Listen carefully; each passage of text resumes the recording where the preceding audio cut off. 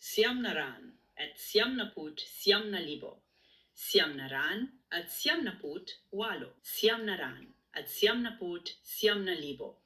Siyam na raan at siyam na put siyam. 1,000,000. Ayos salamat ngayon gawin mo ultin medyo nababagot na asko? Ay, naku. Wag na naman. Ano bang nagawa ka soyo? Ikaw nga ang nagpagawa nito sa akin. Ang tagal kong nigawa iyon?